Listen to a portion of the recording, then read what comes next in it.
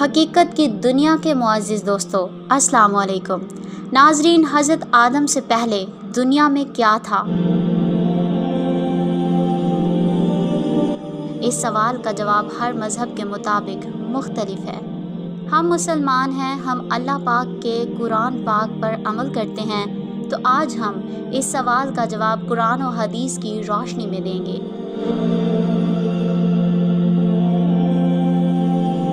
دوستو، اگر آپ نے ہمارا چینل ابھی تک سبسکرائب نہیں کیا تو ابھی سبسکرائب کریں اور بیل آئیکن کو پریس کرنا نہ بھولیں۔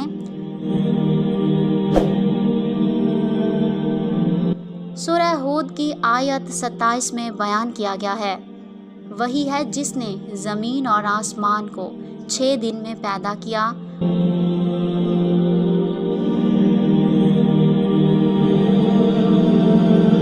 اور اس وقت اس کا عرش پانی پر تھا۔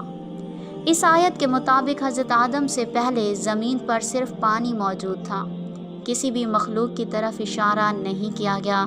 اس سے متعلق حضور صلی اللہ علیہ وآلہ وسلم سے لوگوں نے سوال کیا تو آپ صلی اللہ علیہ وآلہ وسلم نے ارشاد کیا۔ حضرت ابو رزین اوکیلی سے روایت ہے کہ آپ صلی اللہ علیہ وآلہ وسلم سے اس وقت کے لوگوں نے سوال کیا تھا کہ یا رسول اللہ، اس دنیا میں آدم سے پہلے کیا تھا؟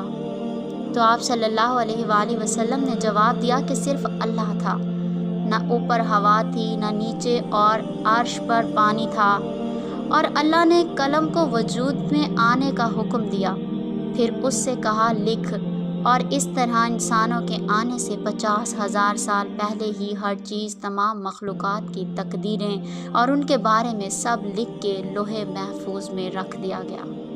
بخاری شریف میں بیان ہے کہ ایک بار آپ صلی اللہ علیہ وآلہ وسلم کے پاس یمن سے ایک وفد آیا اور کہا کہ ہمیں آپ صلی اللہ علیہ وآلہ وسلم سے علم لینا ہے۔ آپ صلی اللہ علیہ وآلہ وسلم ہمیں بتائیں کہ اس زمین پر آدم علیہ السلام سے پہلے کیا تھا؟ آپ صلی اللہ علیہ وآلہ وسلم نے فرمایا کچھ نہیں، صرف اللہ تھا، اور عرش پانی پر تھا، اور لوح محفوظ میں قلم سے سب لکھ کے محفوظ کر دیا گیا تھا۔